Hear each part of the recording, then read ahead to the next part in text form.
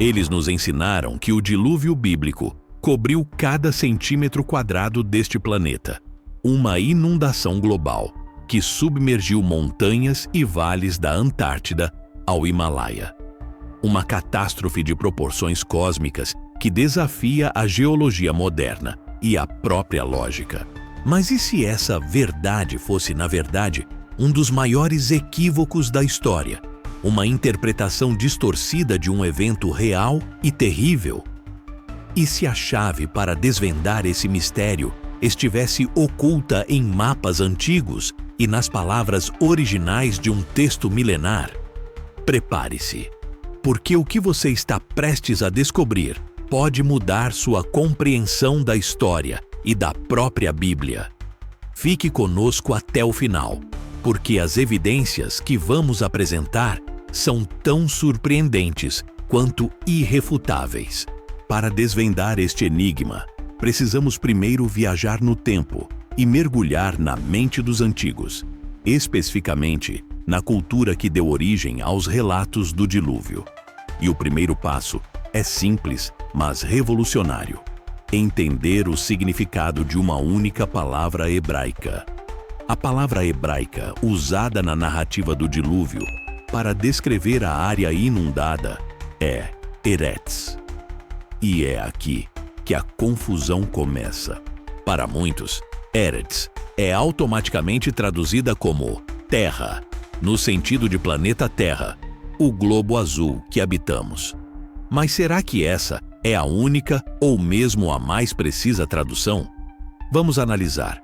A palavra Eretz aparece centenas de vezes nas escrituras hebraicas. Em muitos contextos, ela, de fato, se refere ao planeta.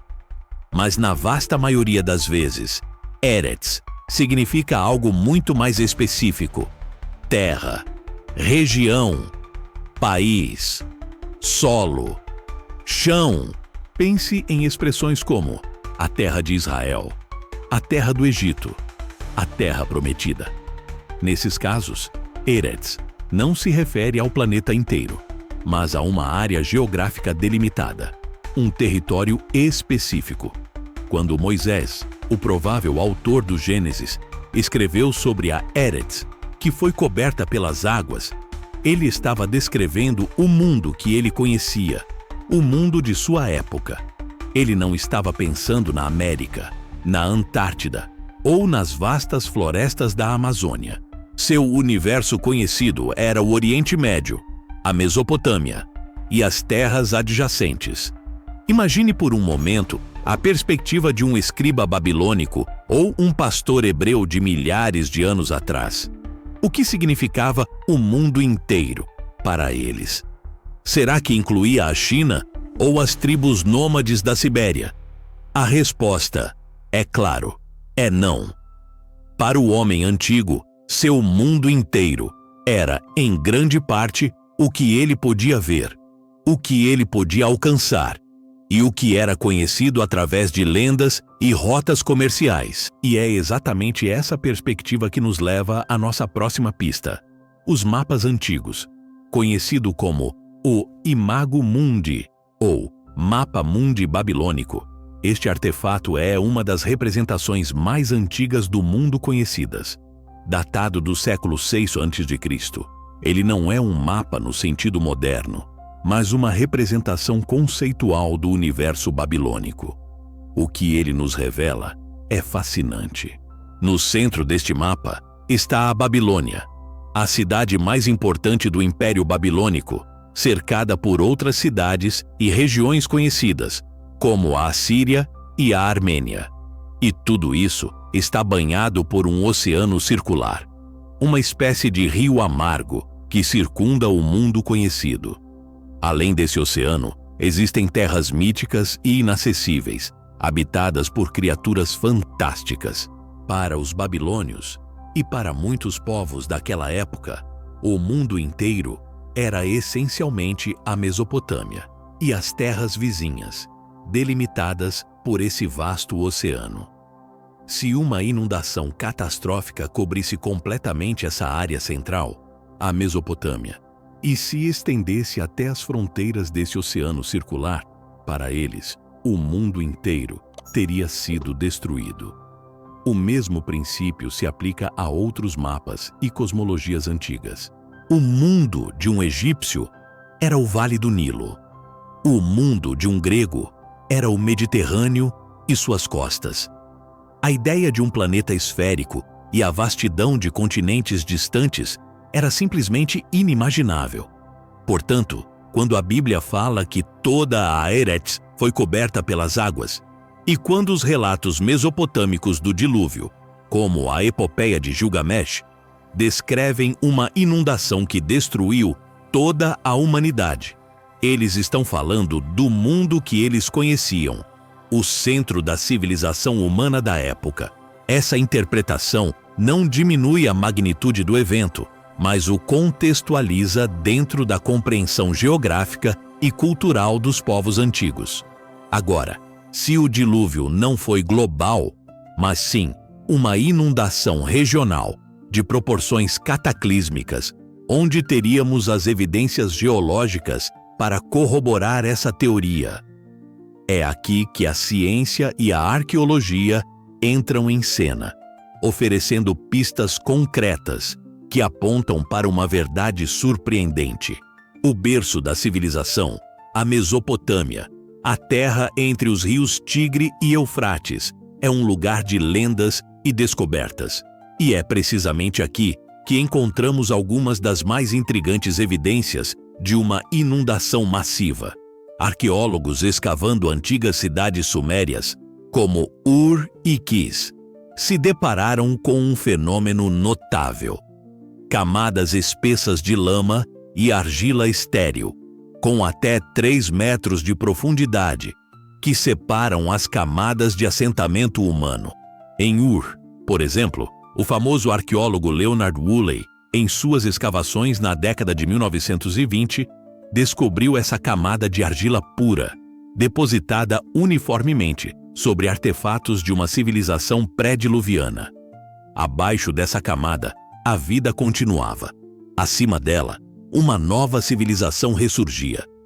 Woolley descreveu essa camada como totalmente limpa, um depósito sedimentar de águas, sem detritos de habitação humana. Para ele, era a prova física do dilúvio, uma cicatriz geológica deixada por uma catástrofe hídrica sem precedentes. A profundidade dessa camada de sedimentos sugere uma inundação de imensa escala e poder, capaz de depositar uma massa tão vasta de material em um curto período. E o fato de ser estéril, ou seja, sem vestígios de vida humana ou animal, indica que a área ficou inabitável por um tempo após o evento, antes que novas comunidades pudessem se estabelecer. Mas a Mesopotâmia não é o único lugar onde a ciência aponta para eventos catastróficos. Há outra teoria fascinante que se encaixa perfeitamente na narrativa de um dilúvio regional: a teoria do Mar Negro. Imagine um tempo, há cerca de 7.600 anos, em que o Mar Negro não era um mar, mas um vasto lago de água doce, isolado do Mediterrâneo. As terras ao seu redor eram férteis, habitadas por comunidades agrícolas prósperas. Então, algo monumental aconteceu. Abarcando o que hoje é o Estreito de Bósforo, uma barreira natural cedeu. O Mediterrâneo, cujo nível de água estava subindo devido ao derretimento das geleiras pós-era do gelo, rompeu essa barreira com uma força inimaginável. A água salgada do Mediterrâneo, com uma pressão colossal, despejou-se no lago de água doce do Mar Negro, formando uma cachoeira 1000 vezes mais potente que as cataratas do Niágara. Por um período estimado de 1 ano, ou talvez até mais, bilhões de toneladas de água fluíram, inundando vastas áreas de terra a uma velocidade assustadora, elevando o nível do Mar Negro em centenas de metros e expandindo suas margens em dezenas de quilômetros por dia. Pesquisas oceanográficas conduzidas por cientistas como William Ryan e Walter Pittman, da Universidade de Colômbia, revelaram evidências subaquáticas dessa catástrofe. Encontraram antigas linhas costeiras submersas, rios afogados e até mesmo vestígios de assentamentos humanos em profundidades que hoje são parte do leito do Mar Negro. A velocidade e a extensão dessa inundação teriam sido devastadoras para as populações que viviam às margens do antigo lago. Para elas, o mundo inteiro que conheciam teria sido submerso.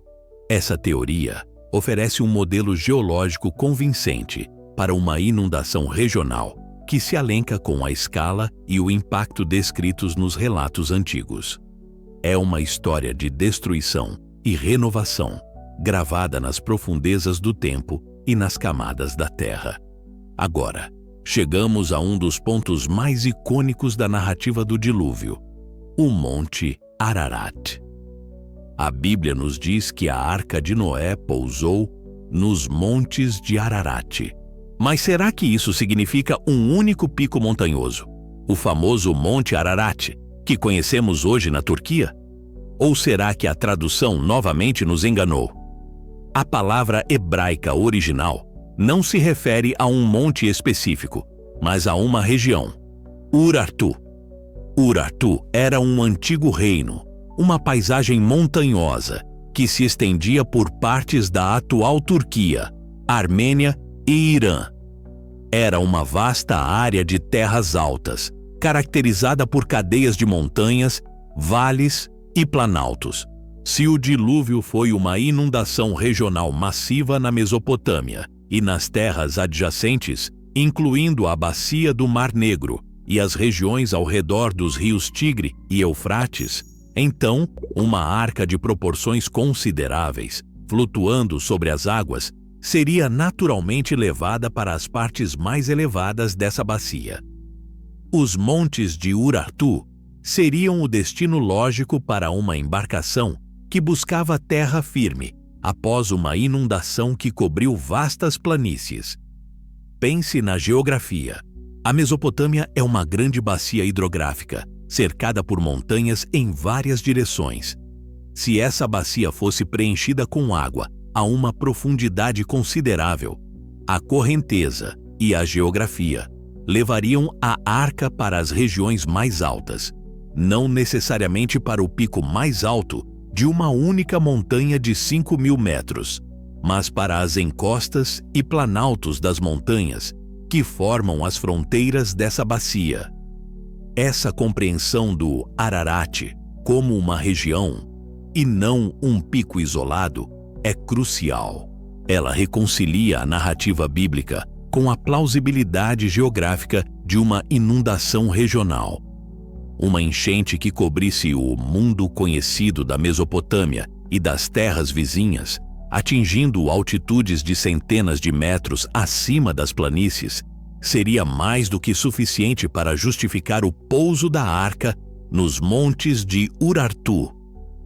Não seria necessário que a água cobrisse o Monte Everest ou qualquer outro pico distante para que o evento fosse de uma escala cataclísmica para a humanidade da época.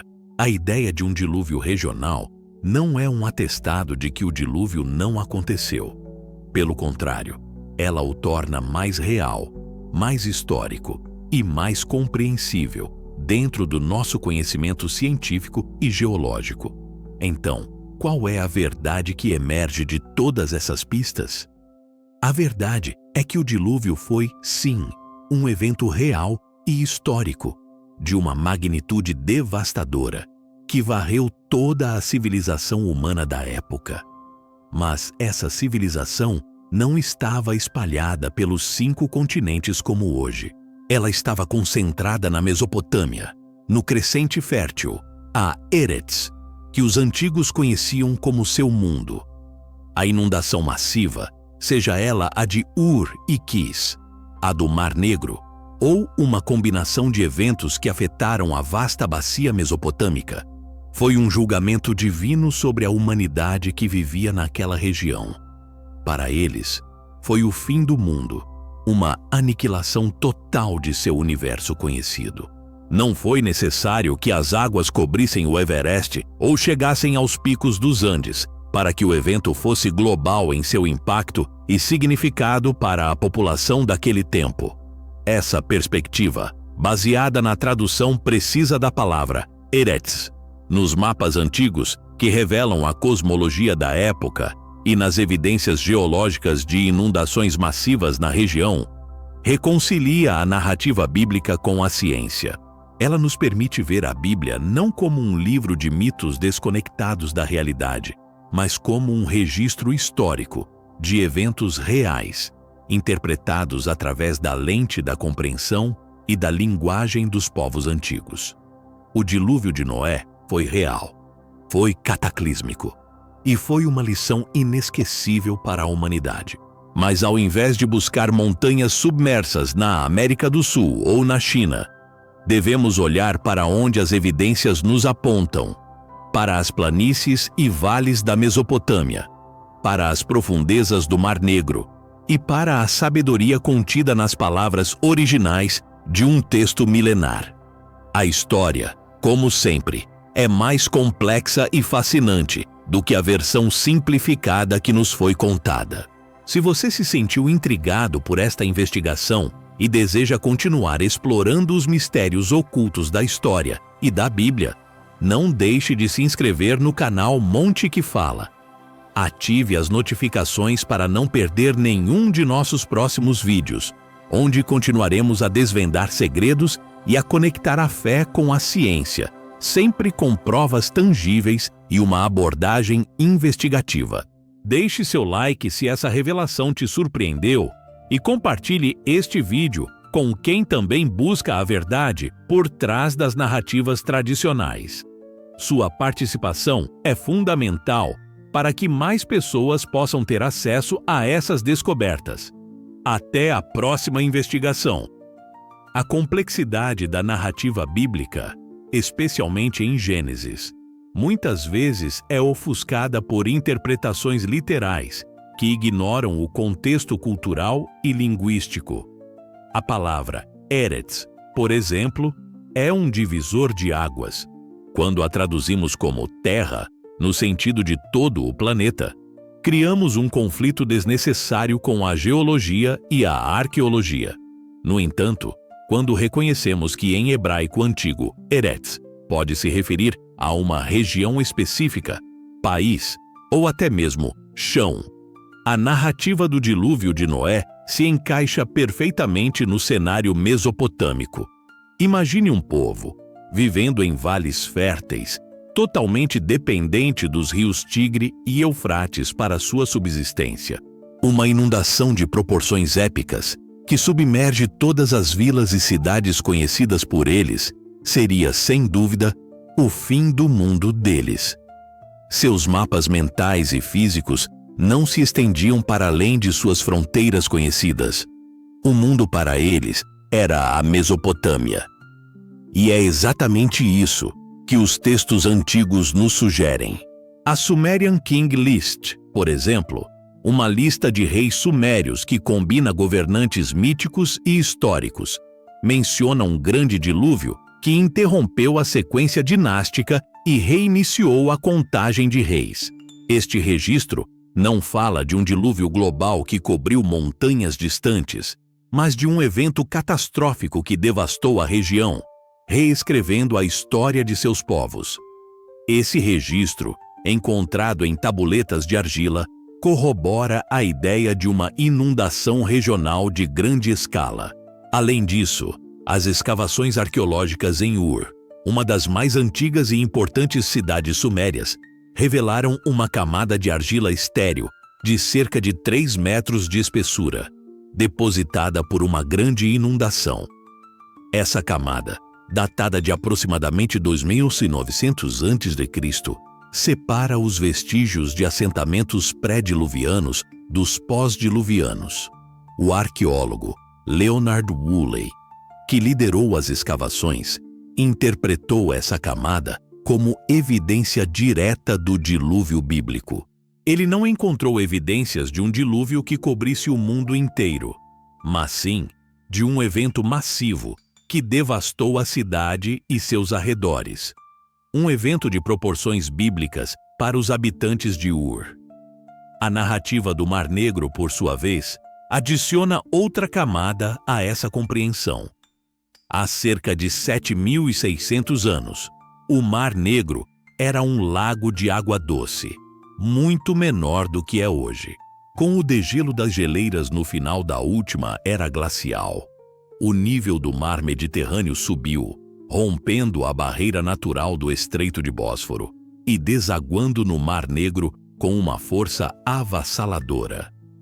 Geólogos marinhos estimam que a água jorrou a uma taxa de 200 vezes a das cataratas do Niágara, inundando vastas extensões de terra em um período relativamente curto.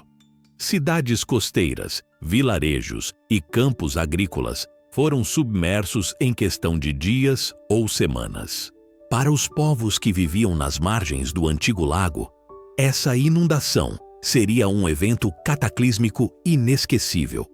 Suas casas, suas terras, tudo o que conheciam seria engolido pelas águas salgadas do Mediterrâneo. As histórias de um grande dilúvio seriam transmitidas de geração em geração, ganhando contornos míticos e religiosos, até serem registradas em textos como a Epopeia de Gilgamesh e, eventualmente, na Bíblia. A memória coletiva de um evento tão traumático não desapareceria facilmente. A beleza dessa abordagem é que ela não exige que a fé se curve à ciência, nem que a ciência negue a fé. Pelo contrário, ela mostra como ambas podem coexistir e até mesmo se reforçar mutuamente. A Bíblia, vista sob essa luz, não é um livro de contos de fadas, mas um documento histórico e espiritual que registra a experiência humana em relação a eventos reais, interpretados através de uma cosmovisão antiga. Ao invés de questionar a veracidade da Bíblia por não encontrar um barco gigante no topo do Monte Ararat ou em qualquer outro lugar distante, deveríamos nos questionar sobre a nossa própria interpretação. Estamos lendo o texto com os óculos do século XXI, ou estamos tentando entender o que significava para os seus autores e leitores originais? A resposta a essa pergunta é fundamental para desvendar muitos dos mistérios que ainda cercam as Escrituras. A persistência da narrativa do dilúvio em diversas culturas ao redor do mundo, desde as Américas até a Ásia e Oceania, é frequentemente usada como argumento para um dilúvio global. Contudo, essa universalidade pode ser explicada de outra forma. A experiência de inundações é comum a muitas comunidades humanas que se estabeleceram perto de rios e costas. Eventos de inundação, mesmo que regionais, são frequentemente devastadores e deixam uma marca indelével na memória coletiva. A tendência humana de atribuir significado divino a eventos naturais cataclísmicos é também universal.